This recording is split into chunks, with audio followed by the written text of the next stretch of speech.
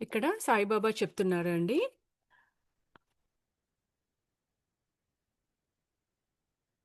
నీకు కలిగిన కష్టాలకు నువ్వు ఏమీ అసహించుకోవడం లేదు. ఏ ఏమి ప్రణాళికలు వేయడం లేదు. హింసాత్మకంగా, వ్యతిరేకంగా ఎవ్వరిని ఎలాంటి హాని తలపెట్టటం లేదు. ఎవరికీ ఎలాంటి కష్టములు కలిగించడానికి ఎప్పుడూ ప్రయత్నించలేదు. ఎవరి పట్ల ఎలాంటి చెడును, ఎలాంటి పుకార్లను ప్రచారం చెయ్యలేదు. నువ్వు నీ ప్రపంచంలో నీ సినిమాలు, పుస్తకాలు, టీవీ, సంగీతం ఇలా ఆహ్, మరి దేవుడితో నిండి ఉన్నావు. నువ్వు మాట్లాడడం, ప్రవర్తించడం ఎంతో మర్యాదకరంగా ఉంటుంది. ఎవరైనా ఏదైనా అవసరాల్లో ఉంటే అది తీర్చడానికి ప్రయత్నిస్తావు. నీకు రోజంతా దివ్యశక్తి నింపబడుతూనే ఉంది. ఇక్కడ ఇతను అడుగుతాడనమాట.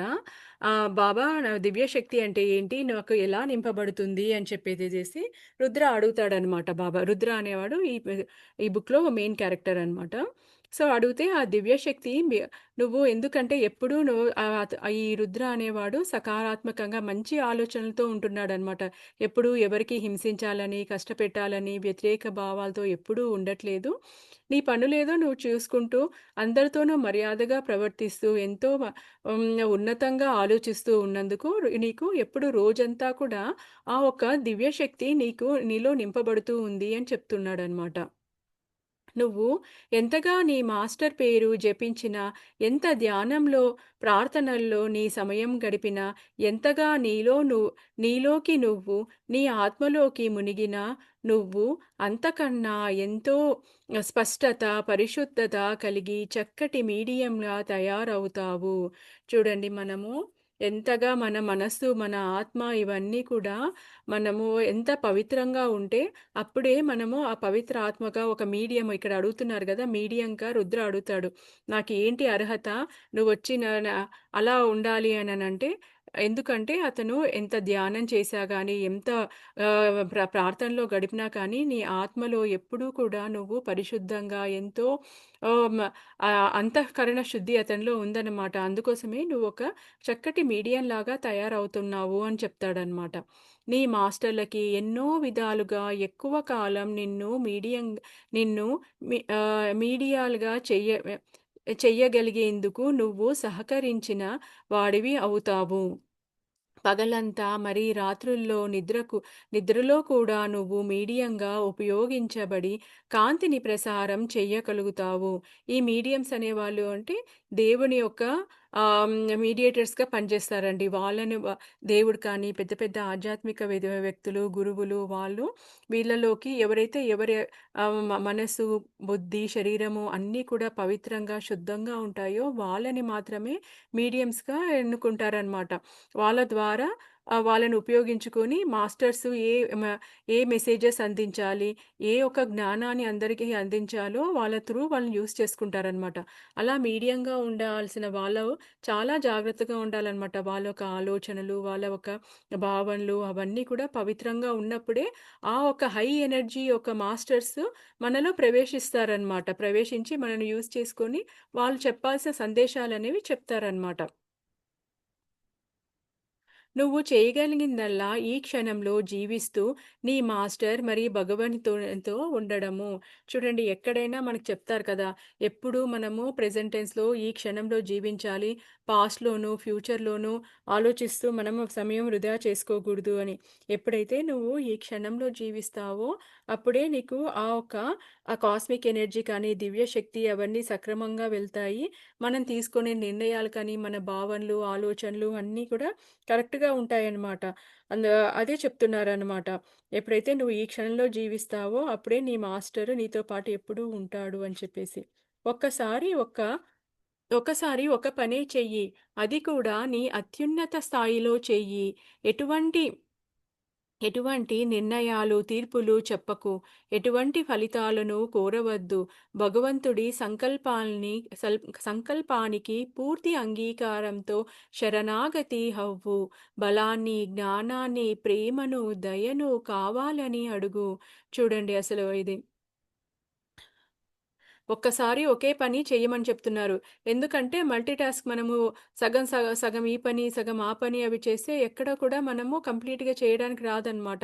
ఎక్కడో ఒక చోట పొరపాటు జరగడము, వదిలేయడము ఇలన్నీ జరుగుతాయి. అందుకోసమే ఏ పని చేశా కానీ ఒక్కసారి ఒకే పని చేయి. అది కూడా నీ యొక్క అత్యున్నత స్థాయి అంటే మన కంప్లీట్ ఫోకస్, కాన్సంట్రేషన్ అంతా కూడా దాని మీద పెట్టి చెయ్యి అని అంటున్నారనమాట. ఎలాంటి ఆ పని చేసేటప్పుడు ఎలాంటి తీర్పులో లేకపోతే వేరే వాళ్ళ బలవంతం మీదనో అలా విసుక్కుంటూ అలా చేయకుండా సంపూర్ణ అంగీకారం మనము సంపూర్ణంగా ఆ అంగీకారం శరణాగతి భావంతో చెయ్యి అని అంటున్నారనమాట. ఆ పని కర్తవ్యాన్ని మనము కరెక్ట్‌గా చెయ్యడానికి దానికి కావాల్సిన ఏ పని చేయాలన్నా కానీ మనకి బలం ఉండాలి కదండీ! శక్తి ఒక బలం ఉండాలి, జ్ఞానము, ప్రేమ, దయ, కరుణని వీటన్నిటిని నాకెప్పటికప్పుడు ప్రసాదించు అని చెప్పేసేసేసి ఆ భగవంతుడిని అడగాలంట. ఏ పని చేస్తున్నా కానీ, మనం ఏం చేస్తున్నా కానీ. గుర్తించుకో. నీ విధి ఎటువంటిదైనా పూర్తి అంగీకారంతో సకారాత్మకంగా రిసీవ్ చేసుకో. చాలామంది ఫలితాలను కోపంగా, నిస్సహాయంగా అంగీకరిస్తారు. చూడండి మనం ఏ పని చేస్తున్నా కానీ దాన్ని పూర్తి అంగీకారంతో సకారాత్మకంగా చేయాలనమాట. ఒక్కొక్కసారి మనకిష్టం లేనివి గూడా చేస్తూ ఉంటాము. అప్పుడు మనం చాలా చికాకుగా, కోపంగా, నిస్సహాయంగా దాని రిజల్ట్స్ ఏదైనా మనకు అనుకున్న ఫలితాలు సరిగ్గా రాకపోయినా కానీ మనం ఇవన్నీ చూపెడతామనమాట. అవన్నీ కూడా మొత్తానికే నష్టం కలిగిస్తాయి అని చెప్తున్నాడు బాబా. నీ మాస్టరు ప్రతీదీ నీ కోసం ప్లాన్ చేసి ఉంటాడు అని గ్రహించు. చూడండి ఎప్పుడైతే మనకి కంప్లీట్ మన గురువు మీద, మనం చేసే పని దాని మీద శరణాగతి అనేది ఉండాలనమాట. చూడండి మనకి మన మాస్టర్ కానీ, ఎవరైతే మనం సరెండర్ అయ్యి హైయర్ సోల్‌ని మనం ఎప్పుడైతే మనం పిలుస్తున్నామో వాళ్ళ మీద మనకి కంప్లీట్ మనకి భక్తి, విశ్వాసాలు ఉండాలనమాట. నీ మాస్టర్ ప్రతిదీ నీ కోసము ప్లాన్ చేసే ఉంటాడని గ్రహించు. ఎందుకంటే అప్పుడే నువ్వు ఆధ్యాత్మికంగా ఎదుగుతావని, పరిశుద్ధుడు అవుతావని గ్రహించు. నీ మాస్టర్ నీకు ఏది ఉత్తమమైనదో అదే చేస్తున్నాడు అన్న ఎరుక కలిగి ఉండు. నీకే కాదు, నీకు ప్రియమైన వారి పట్ల కూడా ఇదే వర్తిస్తుందని గుర్తించుకో. సరే, ఏది నువ్వు చేసే ఏదో ఇవ్వు అని ముగించారు బాబా. చూడండి ఒక్కొక్కసారి మనకి ఎన్నో కష్టాలొస్తుంటాయి, బాధలొస్తుంటాయి. ఎంత చేస్తున్నా కానీ మనకి ఫలితాలు కరెక్ట్‌గా రావన్నమాట. అప్పుడు మనము ఎంతో నిరాశకి, నిస్పృహకి, బాధకి వీటికంతా గురి అయితామనమాట. కానీ అదంతా ఏది జరిగినా కానీ అంతా మన మంచికే, మన గురువుకి వాళ్ళకి తెలుసనమాట. మనం అడుగుతాం ప్రాపంచికంగా నాకది కావాలి, ఇది కావాలి, ఈ కోరిక తీరాలి, అది ఇది అని చెప్పేసి. కానీ మనం ఒక్కొక్కసారి ఎంత అడిగినా కానీ ఇవ్వరు. ఎందుకంటే మనము రిసీవ్ చేసుకునే స్థాయిలో అన్నా ఉండిండము, మనకు రావాల్సిన మనకి డిలే అయితుంది ఏదైనా ఒక పని అనంటే మనకి దాంట్లో నుండి నేర్చుకోవాల్సిన జ్ఞానం ఏదో ఉనింటుందన్నమాట. నువ్వు పరిశుద్ధాత్మవవ్వాలనో, ఇంకా ఆధ్యాత్మికంగా ఆ కష్టంలో నుండి ఇంకా ఆధ్యాత్మికంగా నువ్వు ఎదుగుతావనో అని ఏదో ఉంటుందన్నమాట దాంట్లో మర్మం అనేది. నీ గురువుకి నీకు ఏది ఉత్తమమైందో అతనికి తెలుసనమాట. నీకెప్పుడు ఇవ్వాలి, ఎలా ఇవ్వాలి, ఏం చేయాలి అవన్నీ కూడా తెలుసనమాట. దాన్ని నువ్వు విశ్వసించు అని చెప్పేసి అంటున్నాడు బాబా. చాలా సేపటిదాకా బాబా పాతాలు ఒత్తుతూనే ఉన్నాడు రుద్ర. ఒకసారి దీర్ఘంగా శ్వాసించాడు. ఖచ్చితంగా తన పూర్వజన్మలో ఏదో ఒక దానిలో ఏదో పుణ్యం చేసుకొని ఉండాలి. కాబట్టి బాబా సామీప్యం లభించింది అనుకున్నాడు. చూడండి బాబా ఎప్పుడూ రుద్రతోనే ఉంటాడు కదా! అదే రుద్ర అనుకుంటున్నాడు ఏ జన్మలోనో నేను ఏదో పుణ్యం చేసుకొని ఉంటాను. అందుకోసమే బాబా వచ్చాడు.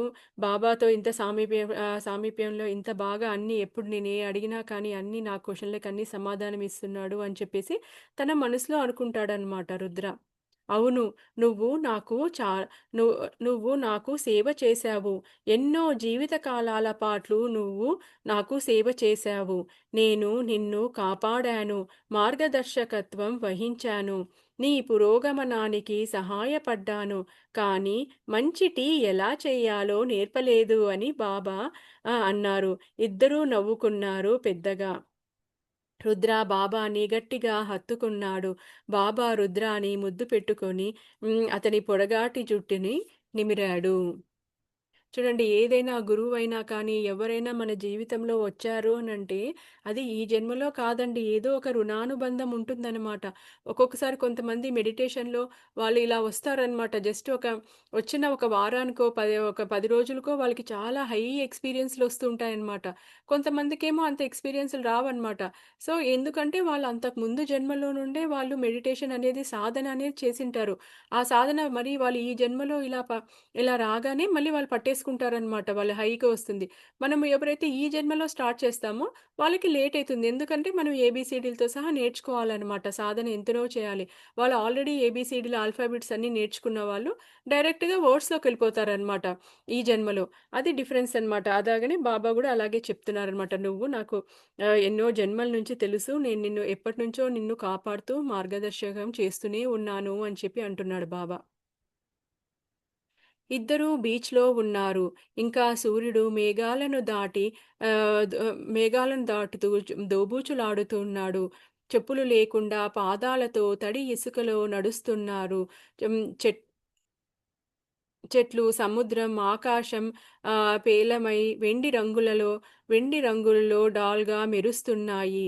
అలలు వీరి పాదాలను ముద్దాడుతున్నట్లు ఎగిసి ఎగిసి వస్తున్నాయి. రాత్రంతా బాబా కూర్చొని ప్రార్థన చేశారు. రుద్ర తెల్లవారు నిద్ర కోసం పోరాడి తన స్తుప్త చేతన నుంచి వచ్చే దుష్ట శక్తుల చేతిలో ఓడిపోయారు. చూడండి, రాత్రి అంతా బాబానేమో మెడిటేషన్‌లో ప్రార్థన చేసుకుంటూ ఉంటే, రుద్ర నిద్రపోవడానికని చాలా సేపు ప్రయత్నించాడంట. బట్ అతనికి అంతగా నిద్ర పట్టలేదంట. బాబా ప్రపంచ శాంతి కోసం, బలహీనుల కోసము, ఆసరా లేని వారి కోసము, బాధలతో, అనారోగ్యంతో బాధపడే వారి కోసం, ఆకలిగొన్న వారి కోసం, అజ్ఞానంతో భూమిని అంటిపెట్టుకున్న ఆత్మల కోసం ప్రార్థించాడు. జంతువుల కోసం, పక్షుల కోసం, తల్లిదండ్రుల కోసం, పిల్లల కోసం బాబా ప్రార్థించారు. ఎవరైనా భగవంతుణ్ణి, అతని సైన్యమైన మాస్టర్లను సేవను ప్ర సేవను ప్రార్థిస్తారో వారందరి కోసం బాబా ప్రార్థించారు. రుద్ర కోసం కూడా బాబా ప్రార్థించారు. అతనిలో నుంచి దుష్ట శక్తులు పారిపోవడం కోసం కాకుండా అతనిలో బలం, జ్ఞానం, ప్రేమ, దయ, హాస్యం నిండి ఉండాలని ప్రార్థించాడు. చూడండి, ఇందాకే చెప్పాడు గదా! రుద్రాకి సరిగ్గా నిద్ర పట్టలేదు. తన స్తుప్త చేతనావస్థలో ఆ శక్తుల చేతుల్లో తను ఓడిపోయారు అని చెప్పేసి, ఇక్కడ బాబా అతనికి ఆ దుష్ట శక్తులు పారిపోకుండా దానికోసం కాకుండా అతనికి బలము, జ్ఞానము, ప్రేమ, దయ వాటిని ఎదుర్కోవడానికి దా అతనికి కావాల్సిన శక్తిని ఇవ్వమని చెప్పేసేసేసి ప్రార్థిస్తున్నాడనమాట బాబా. చాలా సేపు నిద్రపో పోక పోవడాన్ని బాబా గమనించారు. పడుకున్నప్పటికీ, మెలకువగా ఉన్నప్పటికీ అతని ఆరాలోని తేడాను గమనించాడు. ఇక్కడ అతను అనంటే రుద్ర అనమాట. రుద్ర పడుకున్నప్పటికీ, మెలకువలో ఉన్నప్పుడు అతని ఆరాలో ఎట్లాంటి చేంజెస్ వస్తున్నాయని బాబా చూస్తున్నాడనమాట. పగటిపూట రుద్ర ఆరా ప్రకంపనలు బ్లూ రంగు నుంచి పర్పుల్ రంగులోకి మారుతూ ఉండేవి. పర్పుల్ రంగు నుంచి బంగారు రంగుకు మారేవి. బాబా పురోగమించి బాగా పురోగమించిన కాంతి వర్కర్‌గా, చూడండి, బంగారు రంగుగా మారేవంట అసలకైతే పర్పుల్ రంగు నుంచి. సో, ఒక లైట్ వర్కర్‌కి ఎలా అయితే ఉంటుందో అలా అతని ఆరా గూడా అలాగే ఉందంట, రుద్ర ఆరా గూడా. దేవుడి అన్వేషకుడిగా రుద్ర తన ప్రకంపనలను గమనించేవాడు. అతను పిల్లలను దూరం చేసిన పరిస్థితుల పట్ల, వ్యక్తుల పట్ల ఏమాత్రం అసహ్యము, ద్వేషము లేకుండా ఉండగలుగుతున్నాడు. అతని ఆరాలో ఆ కోపతాపాలు ఏమీ లేవు. పిల్లల విషయంలో అతని తల్లిది ఎంత బాధ్యతో తనది అంతే బాధ్యతగా పరిస్థితులకు సర్ది చెప్పుకున్నాడు. అతని ఆత్మన్యూనతను తన తన గురించి కాదు, తన పిల్లలకు ఏమి జరిగింది అన్నది. ఇక్కడ చూడండి, రుద్రాని తన భార్య, పిల్లలు అందరూ వదిలిపెట్టి ఎళ్ళిపోయారు కదా! అందుకోసమే ఎప్పుడు తన పిల్లలు ఏం చేస్తున్నారు, ఎలా తన పిల్లలు తనకు దూరం అయిపోయారు అవన్నీ అని చెప్పేసి అలా ఎప్పుడు వాళ్ళ మీద అలా దూరం చేసిన వాళ్ళ మీద ఎలాంటి కోపం కానీ, అవన్నీ తన ఆరాలో కానీ ఎక్కడ తనకి ఎలాంటి ద్వేషము, కోపం అనేది లేదంట అసలకి. వాళ్ళ మీద అందుకోసమే ఇతను అంత పవిత్రంగా ఉన్నాడనమాట రుద్ర. తన ఆత్మలో ఆ బాధ గూడా తన గురించి కాదంట. తన పిల్లల గురించే అన్నమాట అది. బాబా తల తిప్పి రుద్రాని చూశాడు. రుద్ర ఆకాశం కేసి చూశాడు. తన జీవితం మొత్తానికి అతన్ని వ్యతిరేకించిన వాళ్ళని సైత అతనిని వ్యతిరేకించిన వాళ్ళని సైతం ద్వేషించకుండా ప్రేమించాడు. చూడండి ఈ రుద్ర తనని ఎంత మోసం చేసి, అతన్ని ఎంత వ్యతిరేకించిన వాళ్ళందరినీ కూడా వాళ్ళ మీద ద్వేషం పెంచుకోకుండా వాళ్ళని ప్రేమించడం ప్రారంభించాడంట.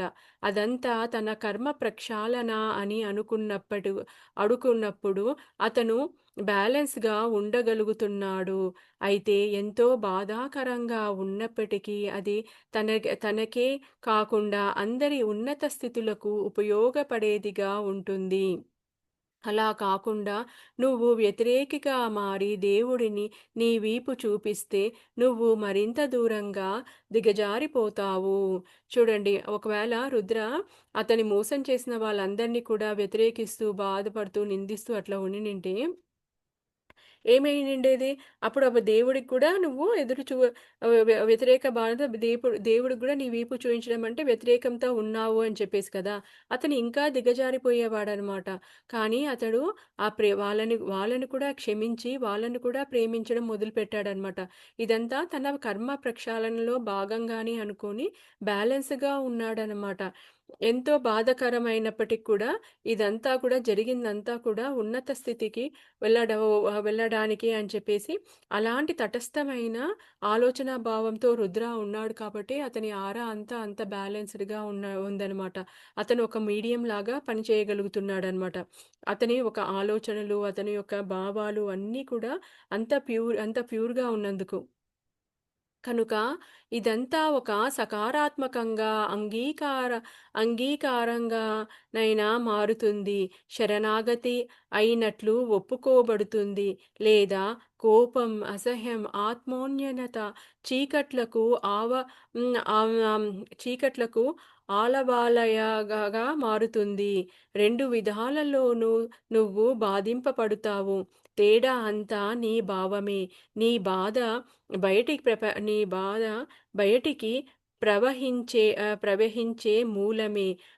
ఒకరి మానసిక స్థితి మీదే కాకుండా ఆధ్యాత్మిక స్థితి మీద కూడా ఆధారపడి ఉంటుంది. ఏ భావన బట్టి హ్మ్. ఏ భావన బయటికి వస్తుందో అది. చూడండి మనకి అంతకుముందు గూడా చెప్పేవాళ్ళండి మనము. పరిస్థితులనేది అందరికీ వస్తాయన్నమాట. అందరికీ ఎల్లకాలం అన్నీ మంచే జరుగుతాయని కాదండి. అందరి జీవితాల్లో ఏదో ఒక పరిస్థితులు వస్తూనే ఉంటాయి. బాధ, దుఃఖము, భయపడేది ఇలా రకరకాలొస్తాయన్నమాట. కానీ, ఆ పరిస్థితులకి నువ్వెలా తీసుకుంటున్నావు, దాన్ని నువ్వెలా హ్యాండిల్ చేస్తున్నావు, ఎలా రియాక్ట్ అవుతున్నావు అనేదే ముఖ్యమనమాట. అదే ఇక్కడ చెప్తున్నారనమాట. అదే చూడండి కొంతమందేమో ఒకే పరిస్థితికి చాలా గొడవలు పడి, అలా చాలా బాధపడి, వాళ్ళు బాధపడి, వేరే వాళ్ళని బాధపెట్టి, ఎమోషనల్‌గా ఫీలయ్యి, అది గోటితో పోయేది గొడ్డల దాకా అలా తెచ్చుకుంటారనమాట. కొంతమంది ఏం చేస్తారంటే, అలాంటి సేమ్ సిట్యుయేషనొచ్చినా వాళ్ళకి తెలుసనమాట. ఎలా దాన్ని హ్యాండిల్ చేయాలి. చాలా ప్రేమతో, కరుణతో చాలా వాళ్ళు దాన్ని హ్యాండిల్ చేయగలుగుతారనమాట.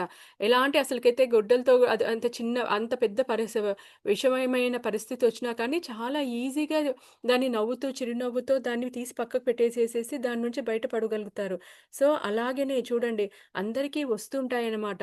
దాన్ని నువ్వు కోపము, అసహ్యము, ఆత్మోన్యత, చీకటి అలాంటి వైపు తీసుకెళ్తావా ఆ పరిస్థితుల్ని అనేది మొత్తము నీ భావం మీదనే ఉంటుంది. నువ్వు ఎలాంటి భావాలతో వ్యవహరిస్తున్నావు, ఎలాంటి భావాలని పంపుతున్నావు ఇదే ఉంటుంది. తేడా అంతా అదే అండి ఇది మన కంట్రోల్‌లో మనం తెచ్చుకున్నామనుకోండి, అసలు మనం ఎవరితోనూ ఎలాంటి గొడవలు లేకుండా, ఏం లేకుండా సామరస్యంగా వెళ్ళడము, ఇవన్నీ మనకొస్తాయన్నమాట. మన ఆలోచనలు, మన భావాలు అన్నిటి గూడా ఉన్నతంగా ఉండగలుగుతాయి. అది మనిషి యొక్క మా మానసిక స్థితే కాకుండా ఆధ్యాత్మిక స్థితి మీద కూడా ఉంటుందనమాట. మనకెప్పుడైతే ఆ ఆధ్యాత్మికంగా మనము ఉన్నతమైన స్థాయికి వెళ్తూ ఉంటామో, అప్పుడు అందరిని క్షమించగలుగుతామనమాట. అందుకోసమే అంత ధ్యానం చేస్తే జ్ఞానమొస్తుంది. ఏదో ఒక భక్తి మార్గము, ధ్యానము ఇవన్నీ మనకి ప్రతి మనిషికి అవసరమండి అసలకైతే. మన మాన కొంతమంది మనుషులు మానసికంగా చాలా బాగుంటారు. కాపోతే ఆధ్యాత్మికంగా వాళ్ళకి జ్ఞానం లేనందుకు ఎప్పుడైతే మన స్తోమతకు మించి పరిస్థితులొచ్చినప్పుడు వాళ్ళు ఇట్లా కొలాప్స్ అయిపోతారనమాట. బయట పడలేరు దాన్ని. ఎంతో దుఃఖానికి, వ్యధకి గురైతారనమాట. అలాంటివన్నీ కూడా ఏ పరిస్థితినైనా మనం ఎదుర్కోవాలి అంటే మానసికంగా కూడా, ఆధ్యాత్మికంగా కూడా ఆ రెండిటి మీద ఆధారపడి ఉంటుందనమాట. ఆధ్యాత్మికంగా ఉన్నతంగా మనం ఎదుగుతూ ఉంటే, మనకు ఆ ఉన్నతమైన జ్ఞానం వచ్చి, ఎలాంటి పరిస్థితులనైనా ఎదుర్కోగల ఆ బలము, శక్తి, ప్రేమ, కరుణ అన్నీ మనలో వస్తాయి. ప్రభువు నీకు ఇచ్చిన దాని అంగీకారంతో సకారాత్మకంగా స్వీకరించినప్పుడు నువ్వు మరో పైమెట్టుకు ఎదుగుతావు. భగవంతుడు ప్రతి ఒక్కరికి భరించడానికి, మొయ్యటానికి ఓ శిలువ ఇస్తాడు. అతనికి అతనికి తెలుసు దాని బరువును నువ్వు మొయ్యగలవు. కానీ దాని కింద పడి నలిగిపోవు అని. ఎవరెవరు ఎంత మొయ్యగలరు? నలిగిపోకుండా అన్న సంగతి ఆయనకి తెలుసు. చూడండి ప్రతి ఒక్కరికి భగవంతుడు మనము ఆధ్యాత్మికంగా మనము ఉన్నతికి వెళ్ళడానికి ఏదో ఒక మనకి పరీక్షలు ఇవన్నీ వస్తూ ఉంటాయన్నమాట. అతనికి తెలుసనమాట నువ్వు ఎంతవరకు భరించగలుగుతావు అని చెప్పేసి. ఎప్పుడు ఆ భగవంతుడు మనం భరించే అంత కష్టాలే ఇస్తాడంట. మనం భరించలేని అంత కష్టం అనేది మనకి ఇవ్వడంట అసలుకైతే. చూడండి ఆ ఒక శిలువ లాంటిది ఇస్తాడు. ఆ శిలువ బరువనేది ఎంతనో నీకు నువ్వెంత మొయ్యగలుగుతావో అంతే ఇస్తాడు తప్ప, నువ్వు దాని కింద పడిపోయే అంత అలాంటి పరిస్థితులు రావు అని అంటున్నారనమాట. ఒకవేళ నువ్వు దాని కింద పడి నలిగిపోతే నువ్వు కర్మపరంగా, ఆధ్యాత్మికంగా కిందికి దిగజారిపోతావు. అంతేకాకుండా నీకు భగవంతుని పట్ల విశ్వాసం లోపించినట్లే. మన జీవితంలో ప్రతి అడుగు దగ్గర మనకు చాయిస్ ఉంటుంది. నువ్వు తీసుకునే ప్రతి ఎంపిక, నువ్వు దాని ఎంపిక చేసుకునే పద్ధతి, నీ ప్రయాణంలో నువ్వు కాంతి వైపుకు వెళుతున్నావా? లేక తిరిగి అజ్ఞానాంధకారం వైపు వెళుతున్నావా అనే దాన్ని నిర్ణయిస్తుంది. కానీ ప్రతిసారి మనం మన పురోగమనాన్ని ఆలస్యం చేసుకుంటూ ఉంటాము. చూడండి మన జీవితంలో జరిగే ప్రతి దానికి, ప్రతి అడుగుకి మనకి ఎప్పటికీ చాయిస్ ఉంటుందంట. ఫ్రీ విల్ అనేది మనకెప్పుడు ఉంటుందండి. ప్రతి చోట మనకి చాయిస్ ఉంటుందనమాట. మన ఒక చాయిస్ ప్రకారమే మన జీవితంలో అన్నీ జరుగుతూ ఉంటాయన్నమాట. అది మనము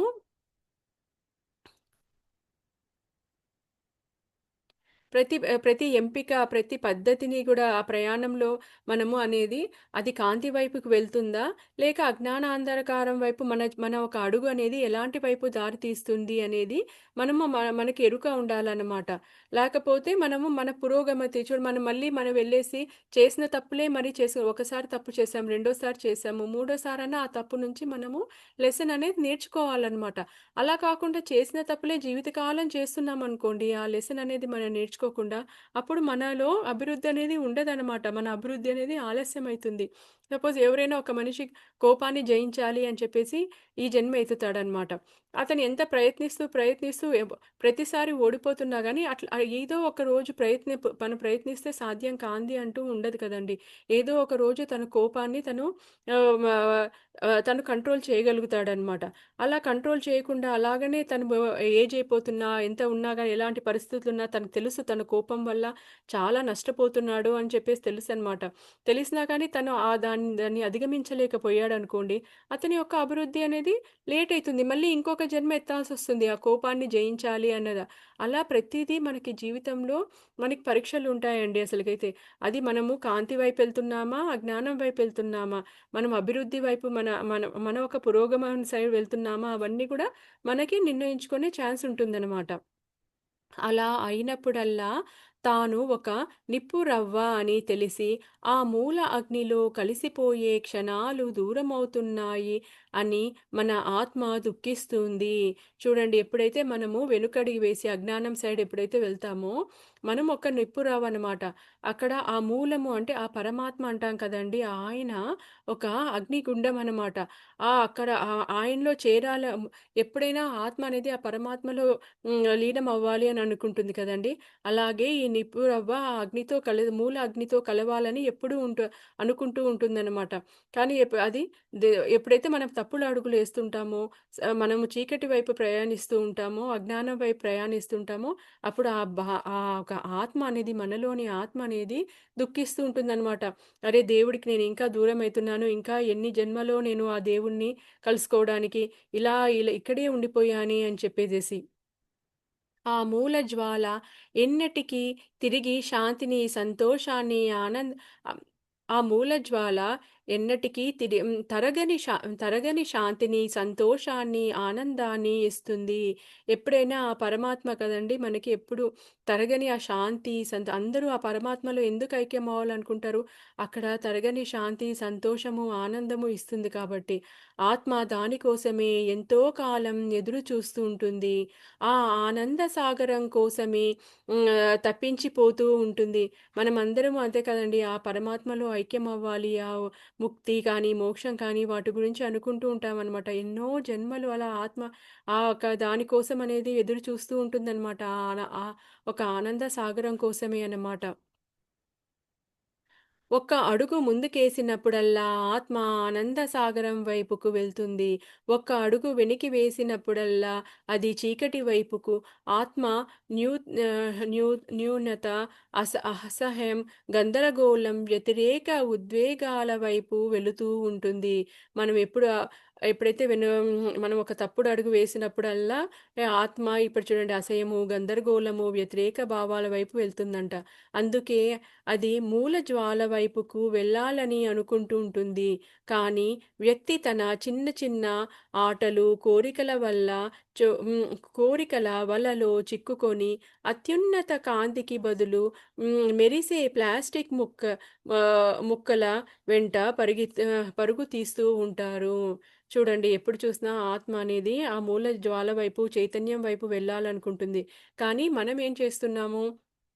అదంతా మర్చిపోయి, ఒక చిన్న చిన్న ఆటల కోసము, కోరికల కోసం ఏముండవండి. అన్ని పనికిమాలిన కోలికలు.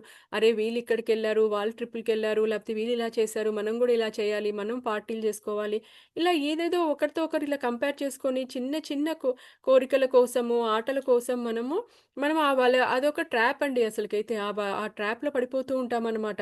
ఒక్కసారి ఆ ట్రాప్‌లో పడితే ఫస్ట్ ఏమనుకుంటాం, ఒక్కసారే గదా అనుకుంటాం. మళ్ళీ ఇప్పుడు ఏదైనా కానీ అంతే గదండీ! తాగుడైనా కానీ, సిగరెట్ అయినా కానీ, ఇప్పుడు వాటికన్నా ఎక్కువ సోషల్ మీడియా అన్నమాట. షో ఇన్‌స్టాగ్రాము, ఫేస్‌బుక్‌లు ఇవన్నీ. ఏముంది ఒక 5 నిమిషాలు, 10 నిమిషాలు అలా చూద్దాము అనుకుంటాం. చూసేసరికి ఒక గంట అలా చూస్తూ, చూస్తూ ఒక గంట ఎలా గడిచిపోతుందో మనకు తెలీదు అది అసలకైతే. అవన్నీ ట్రాపే అన్నమాట. అలా అత్యున్నతమైన కాంతికి బదులు ఆ చిన్న, చిన్న మెరిసే ఆ ప్లాస్టిక్ ముక్కలుంటాయి కదండీ! వాటి వైపు మనము పరిగెత్తున్నాము అని చెప్తున్నారన్నమాట ఇక్కడ బాబా. బాబా ఒక్క మాట కూడా మాట్లాడలేదు. కానీ రుద్ర అంతా విన్నాడు. "నువ్వు నాతో మాట్లాడావు కానీ నీ పెదాలు కదలలేదు. ఇదంతా ఎలా చేస్తున్నావు బాబా?" అడిగాడు రుద్ర. చూడండి, బాబాకు, రుద్రాకి మధ్యలో అసలు మాటలనేవి లేవన్నమాట. ఇదంతా కూడా వాళ్ళకి బాబా మాట్లాడలేదు కానీ రుద్రాకి ఇవన్నీ మైండ్‌లోకొచ్చేస్తున్నాయన్నమాట. మైండ్‌లో ఈ బాబా చెప్తున్నాడు అని తెలుస్తుందన్నమాట. ఇది ఎలా జరుగుతుంది అని అడుగుతున్నాడు. నువ్వు, నేను ఒకే కరెంటుతో ప్రవహిస్తున్నాము. మనమిద్దరము ఒకే జీవధారతో అనుసంధానమై ఉన్నాము. మనం ఒకే క్షణంలో ఉన్నాము.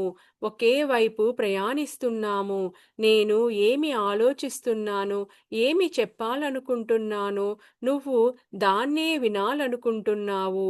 ఏ మనం ఏ ప్రప ఏ ప్రకంపనలతో కనెక్ట్ అయ్యి ఉన్నామో, అవే ప్రకంపనల ద్వారా నీతో మాట్లాడుతున్నాను. ఇదంతా నువ్వు వర్తమానంలో జీవించినప్పుడే జరుగుతుంది. అంతేకాకుండా మౌనంగా, సకారాత్మకంగా, అంగీకారంతో మన ప్రభువు యొక్క సంకల్పాన్ని ఆమోదించినప్పుడు సాధ్యమవుతుంది. కనుకనే నువ్వు స్పష్టంగా వినగలిగావు అన్నాడు బాబా. చూడండి, బాబా మాట్లాడకపోయినా అతనికి బాబా ఒక్కటి మొత్తం అంతా వినిపిస్తుందనమాట. బాబా చెప్తున్నవన్నీ అతని మైండ్‌లోకొచ్చేస్తుంది. అతనికి క్లియర్‌గా, స్పష్టంగా వస్తుందనమాట. ఇది మనకి ఫ్రీక్వెన్సీ అని అంటారండి. ఎప్పుడైతే మన ఫ్రీక్వెన్సీ, ఆ ఎదురు వాళ్ళ ఫ్రీక్వెన్సీ మనకి మ్యాచ్ అయినప్పుడు, వాళ్ళ భావాలు, వాళ్ళవన్నీ ఎందుకంటే వీళ్ళిద్దరు బాబా, రుద్ర ఇద్దరు ఒకేలాగా ఆలోచిస్తున్నారనమాట. వాళ్ళ విధానము, వాళ్ళు ఒకే కరెంటు, వాళ్ళిద్దరూ ఒకే ప్రకంపనలో చూడండి, వైబ్రేషన్ గూడా వాళ్ళిద్దరిది ఒకటే వైబ్రేషన్. ఇప్పుడు చెప్తారనమాట. ఎవరైతే ఇట్లా గేమ్స్‌లో ఉన్నవాళ్ళు, గేమ్స్‌తో ఉన్న వాళ్ళతో తొందరగా కనెక్ట్ అయితారు. వాళ్ళు 100 మందిలో ఉన్నా కానీ అక్కడ స్పోర్ట్స్‌లో వాళ్ళు ఎవరున్నారు అని చెప్పేసి వాళ్ళకి తెలిసిపోతుందనమాట. మనకిప్పుడు 100 మందిలో గూడా అక్కడ స్పిరిచ్యువల్‌గా ఉన్న వాళ్ళు ఎవరు అనేది తెలిసిపోతుంది. ఎందుకంటే ఆ వైబ్రేషన్ అనేది కనెక్ట్ చేస్తుందనమాట. అలాగే వీళ్ళిద్దరికి గూడా వాళ్ళు అలా ఫ్రీక్వెన్సీ కనెక్ట్ అయిందనమాట. మరి రుద్ర ప్ర ప్రతి క్షణము వర్తమానంలో ఉన్నాడు. మరి సకారాత్మకమైన భావాలతో ఉన్నాడనమాట. ఇవన్నీ తన సంకల్పాలు అన్నీ గూడా తన ప్రభువుకి అంటే ఆ బాబాకి సరెండర్ అయి ఉన్నాడు కాబట్టి, అంత స్పష్టంగా బాబా ఏం చెప్పాలి అనుకుంటున్నాడో అది అతను రిసీవ్ చేసుకోగలుగుతున్నాడనమాట. ఇప్పుడు అదే వర్తమానంలో లేకుండా ఏదో ఆలోచిస్తూ పాస్ట్‌లోనో, ఫ్యూచర్‌లోనో ఉన్నాడనుకోండి, మనకి పక్కన ఎవరైనా ఏదైనా పిలుస్తూ ఉంటారు మనల్ని. మనం ఏదో పాస్ట్‌లో ఎక్కడో ఆలోచిస్తూ ఉంటాము. మనకి గూడా వినిపియదు కదా! అలాగే మనం వర్తమానంలో కాకుండా పాస్ట్‌లోనో, ఫ్యూచర్‌లోనో ఏదో ఆలోచిస్తూ అలా ఉన్నామనుకోండి, మనకి మాస్టర్స్ ఎవరైనా సందేశాలు ఇవ్వడానికి వాళ్ళు మనతో కనెక్ట్ అవ్వాలని ట్రై చేస్తున్నా కానీ మనం కనెక్ట్ అవ్వలేమనమాట. అది గూడా చెప్తున్నారు. మనం సకారాత్మకంగా ఉండాలి, వర్తమానంలో ఉండాలి. వాళ్ళిద్దరి వైబ్రేషను, ఫ్రీక్వెన్సీ కూడా కరెక్ట్‌గా ఉండాలి. అప్పుడే అవన్నీ కనెక్ట్ అయితాయి అని చెప్పేసి. అవును బాబా, ఒప్పుకున్నాడు రుద్ర. ఇదే మీడియంగా ఉండడం అంటే, బాబా చెప్తున్నాడు అసలు మీడియంగా ఉండడం అంటే ఇదే అని అంటున్నాడనమాట. నేను మాట్లాడింది నువ్వు వినగలుగుతావు. అలాగే నేను నీ ద్వారా మాట్లాడగలుగుతాను.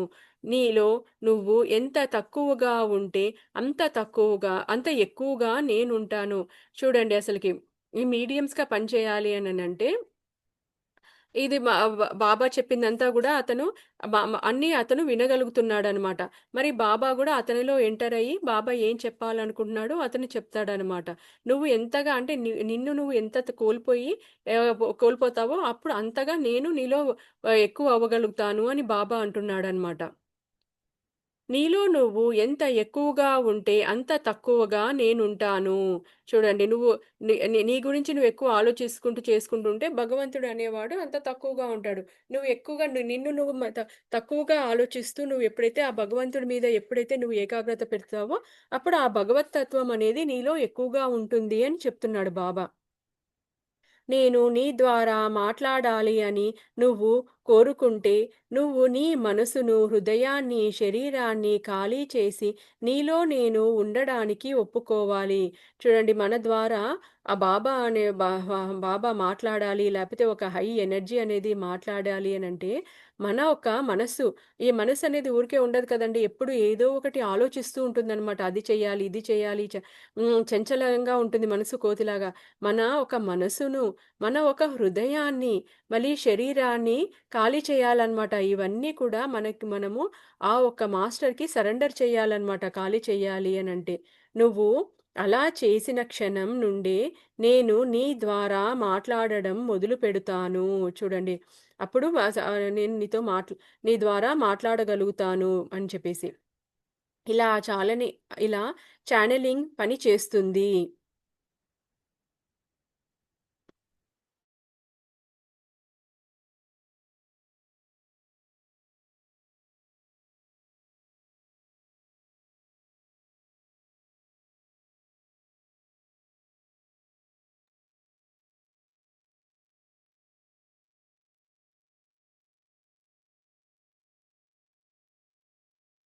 నేను నో నేను నోరు తెరవకపోయినా నువ్వు నన్ను వినగలుగుతున్నావు.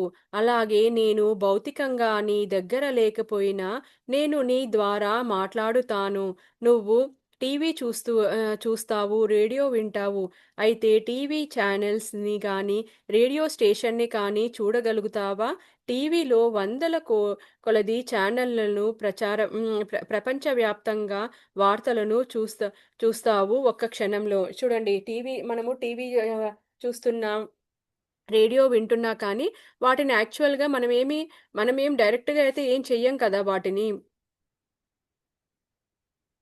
ఆ రేడియో స్టేషన్స్ కానీ, టీవీ ఛానెల్స్ స్టేషన్స్ కానీ మనం అక్కడికి వెళ్ళము, అక్కడ చూడం. కానీ మనము ఇక్కడ మనము త్రూ సిగ్నల్స్ ద్వారా మనము అవన్నీ అందుకుంటామనమాట.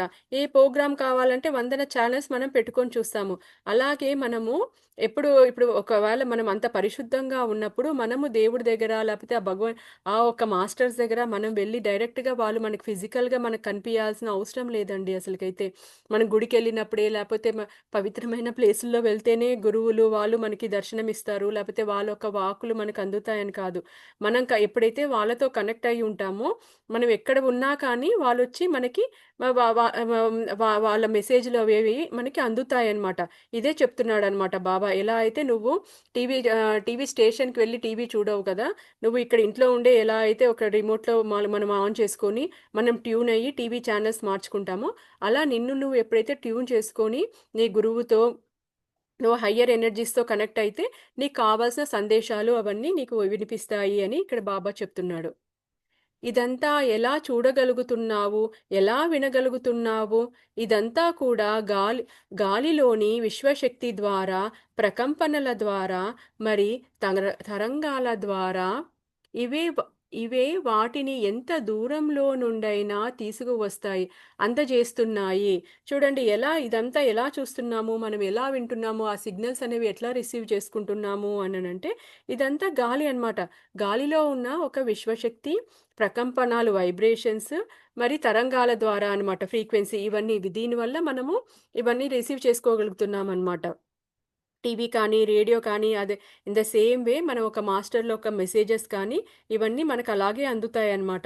అలాగే ఈ ఈ ఛానెలింగ్స్ కూడా మాస్టర్స్ ద్వారా వారి మీడియంల ద్వారా జరుగుతుంది.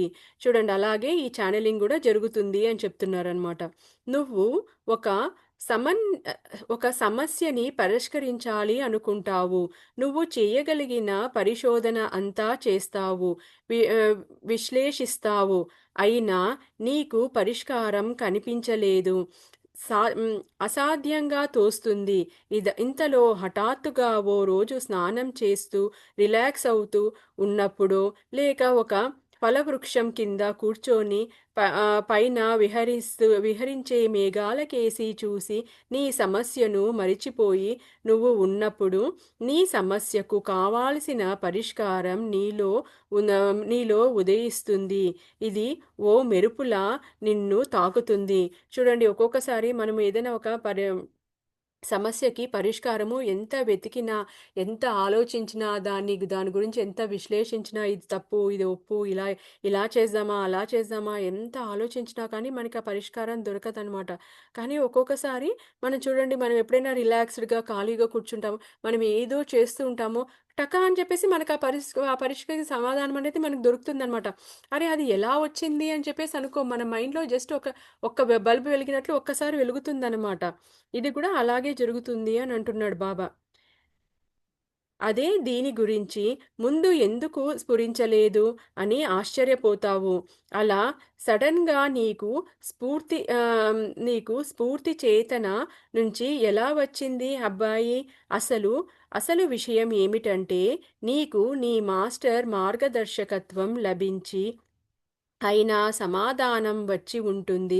లేక నీ మార్గదర్శక ఆత్మ కానీ, లేక నీకు ప్రియమైన ప్రేమ స్పృదులు భౌతికంగా నీ దగ్గర లేకపోయినా, ఆత్మతలాల నుంచి అయినా నీలో ప్రేరేపణ కలిగించి ఉంటాయి.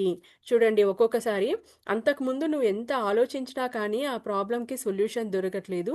ఇప్పుడు మాత్రం సడెన్‌గా ఎలా దొరికింది అనంటే, నీ మాస్టర్ ఎవరైనా కానీ నీకు మార్గదర్శకం వహించవచ్చు.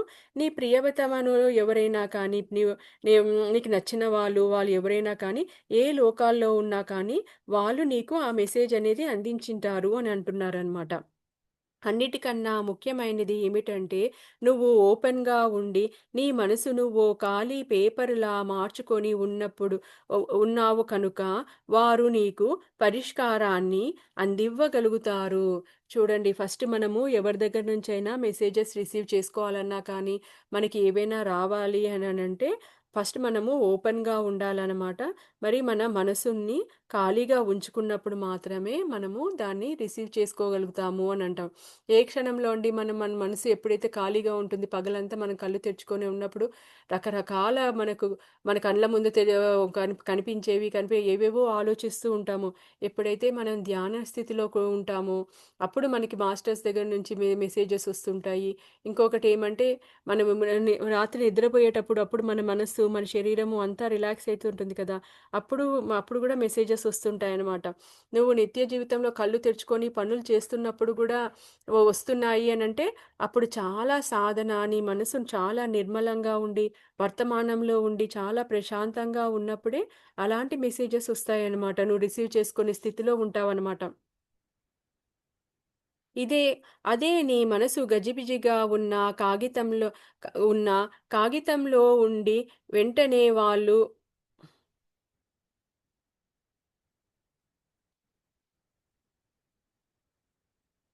వెంటనే వాళ్ళు అందించి నువ్వు రిసీవ్ చేసుకోలేకపోయేవాడివి. వారికి నీ ఖాళీ స్థలం, నీ సమయం, నీ నెమ్మదించిన శక్తి నువ్వు రిసీవర్‌గా మారి ఉండటం కావాలి. చూడండి ఎప్పుడైతే మనము గజిబిజిగా, గందరగోళంగా మన మనసు ఉన్నప్పుడు, అప్పుడు మనం దేన్ని రిసీవ్ చేసుకోలేమనమాట. ఎవరైనా మనకి అందించాలి అంటే, మనము ఖాళీగా ఉండాలంట.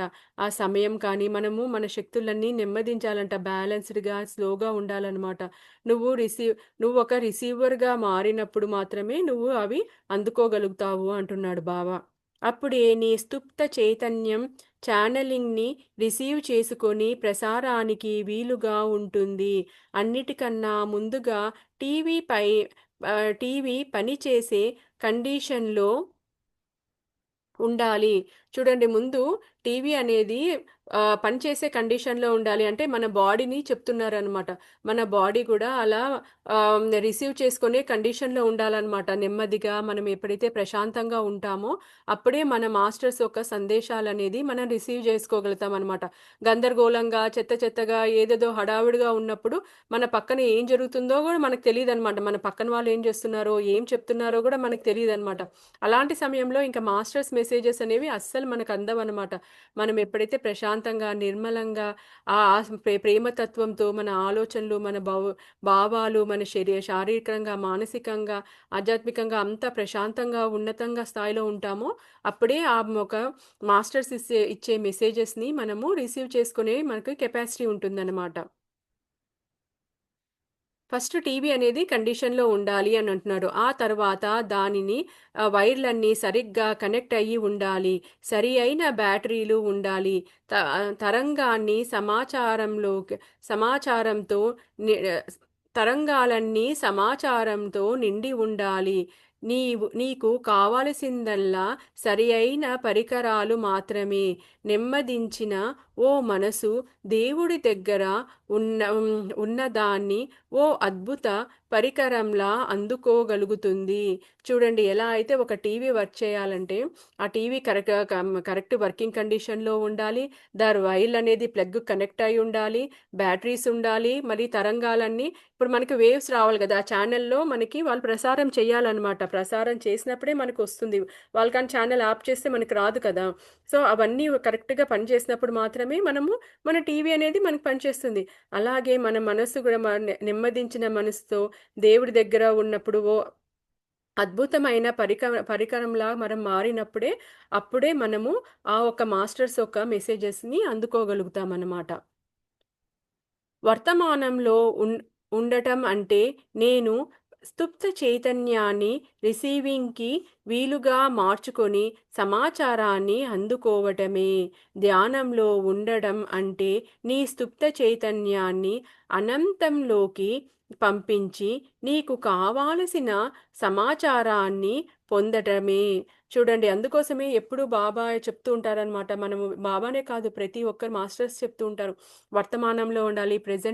ప్రెజెంట్‌లో ఉండాలి. ఎప్పుడు పాస్ట్‌లో ఆలోచించుకుంటూ ఫ్యూచర్ గురించి కంగారు పడుతూ అట్లా ఉండకూడదు అని చెప్పేసి. ఎప్పుడైతే మనము ఆ ప్రెజెంట్ టెన్స్‌లో ఉంటామో మన సుప్త చైతన్యాన్ని మనం రిసీవింగ్ మోడ్‌లో ఉంటామనమాట. ఈ ధ్యానం చేసేటప్పుడు ఏం చేస్తామంటే, మనం ఒక సుప్త చైతన్యాన్ని అనంతంలోకి, ఆ విశ్వంలోకి పంపించి, మనకు కావాల్సిన సమాచారాన్నంతా మనము పొందుతూ ఉంటామనమాట. నీ శరీరం, మనస్సు టీవీ సెట్‌లా తయారవ్వాలి.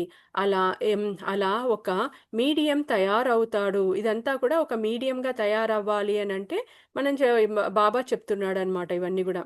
ఒక మీడియం కావాలి అంటే, ప్రజలే తమ భవితను తీసుకో తీసుకోవడానికి నీ దగ్గరకు రానవసరం లేదు. ఏ క్షణంలో నీలో నీ మాస్టర్ నివసించటానికి ఒప్పుకుంటాడో అప్పుడే నువ్వు ఒక మీడియంగా తయారవుతావు. ఆ మాస్టర్ ఎప్పుడైతే నీ శరీరంలో ఉండడానికి ఒప్పుకుంటాడో, అప్పుడే నువ్వు మీ యొక్క మీడియంగా తయారవుతావు అని చెప్తున్నాడనమాట. నీ యొక్క సామీప్యమే అవసరంతో ఉన్నవారికి ఉపయోగపడుతుంది. నీ స్పర్శే నీ మాస్టర్ స్పర్శ అవుతుంది. చూడండి ప్రజలు ఎవరి కోసము నువ్వు వెతకాల్సిన అవసరం లేదు. వాళ్ళే ఎవరికైతే నీ అవసరం ఉందో, నీ యొక్క మాస్టర్స్ త్రూ మెసేజెస్ ఎవరికైతే రావాలో వాళ్ళే నీ దగ్గరికి వస్తూ ఉంటారు. నీ యొక్క ఈ యొక్క సామీప్యము నీ నీ దగ్గర ఉన్నప్పుడే అవన్నీ కూడా జరుగుతాయి అంటున్నాడనమాట. నీ స్పర్శ, నీ మాస్టర్ స్పర్శ గూడా ఒకటే అవుతుంది అని చెప్తున్నారనమాట. అంటే అంతగా ఆ గురువులో ఐక్యమైపోయాడనమాట అతను. నువ్వు చేయవలసిందల్లా భగవంతుడితో, నీ మాస్టర్‌తో సదా కనెక్ట్ అయ్యి ఉండడానికి ఆహ్, ఉండటానికి నామజపం ద్వారా, ధ్యానం ద్వారా, వర్తమానంలో జీవించడం ద్వారా సన్న సన్నిగ్ధుడివై ఉండడమే. చూడండి మనము ఎప్పుడు వర్తమానంలో ఉండి, ఆ మాస్టర్‌తో ఎప్పుడు ఎల్లకాలం కనెక్ట్ అయ్యుండి, అది ఎలా కనెక్ట్ అయ్యి ఉంటామంటే, ఒకటి ధ్యానం ద్వారా, ఇంకొకటి నామజపన ద్వారా అని చెప్తున్నాడు. అలా ఉన్నప్పుడు నీ మాస్టర్ నీతో సదా ఉన్నట్లే, దివ్యశక్తి నీలో సదా ప్రవహిస్తున్నట్లే, నువ్వు ఏ పనిలో ఉన్నా, ఏ వృత్తిలో ఉన్నా నీ ద్వారా నీ మాస్టర్ పనిచేస్తూ ఉంటాడు. చూడండి ఎప్పుడు గూడా ఆ కాస్మిక్ ఎనర్జీ, ఆ దివ్యశక్తి అనేది అప్పుడు నీలో ఎప్పుడూ నిరంతరం ప్రవహిస్తూ ఉంటుందనమాట.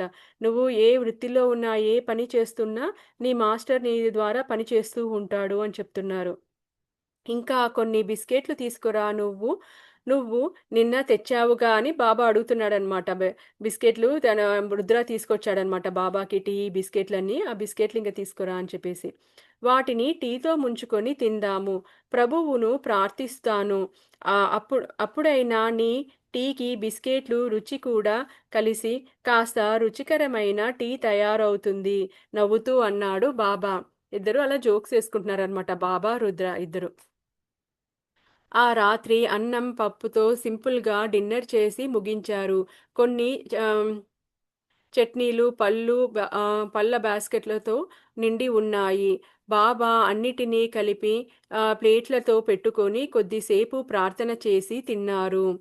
ఆకాశంలో చంద్రుని వెన్నెల ప్రకాశిస్తుంది. వెన్నెల చుట్టూ పరుచుకున్న చాలా వరకు మాన్ మేఘాలు చాలా వరకు మానవులు ప్రేమ ఓ రకమైన మానసిక స్థితి నుంచి వస్తుంది. తరచుగా హృదయం కూడా కోరుకుంటూ ఉంటుంది. నేను చెప్పేది నీకు అర్థం కానప్పటికీ నువ్వు చూసే ఆ ఖాళీ చూపు అన్ అంటే నాకు ప్రేమ. అయినా నువ్వు నాలో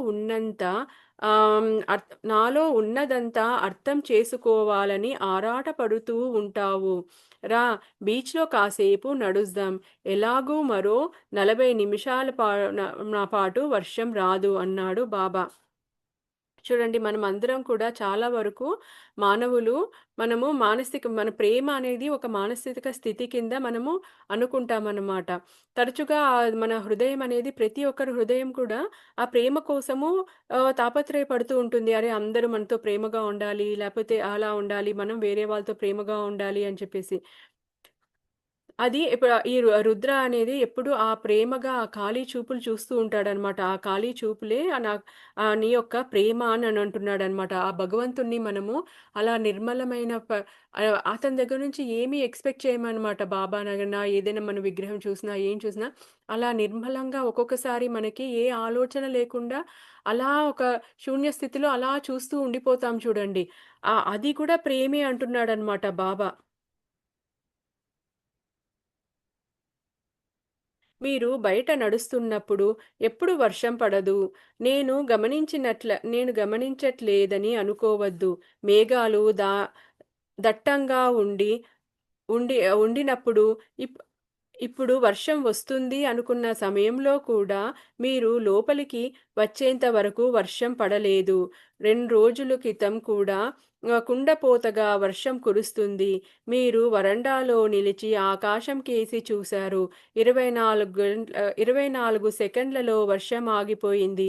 తుంపర కూడా లేదు. మీరు చిరునవ్వుతో కృతజ్ఞతగా ప్రార్థన చేసి వాకింగ్‌కి వెళ్ళి వచ్చారు. మీరు తిరిగి రాగానే మళ్ళీ కుండపోతుగా వర్షం మొదలయ్యింది. ఇదంతా నేను గమనించలేకపోలేదు అన్నాడు రుద్ర. చూడండి బాబాని అడుగుతున్నాడనమాట.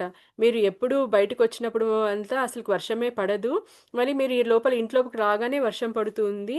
మీరు ఒకసారి కుండపోతగా వర్షం పడినప్పుడు కూడా జస్ట్ ఒక 24 సెకండ్స్ మాత్రం ఆకాశం వైపు ఇలా చూసారంట. వెంటనే వర్షం ఆగిపోయింది. మళ్ళీ మనం వాకింగ్ అంతా అయ్యి తిరిగి వచ్చిన వెంటనే మరి వర్షం పడుతుంది. ఇదంతా నేను గమనిస్తూనే ఉన్నాను అని చెప్పేసి రుద్ర బాబాని అడుగుతున్నాడనమాట. సరే, సరే. నేను ఏమి చెప్పుతున్నాను అడిగాడు బాబా. ప్రేమ ఓ మానసిక స్థితి అంటున్నారు బాబా గుర్తు చేశాడు రుద్ర.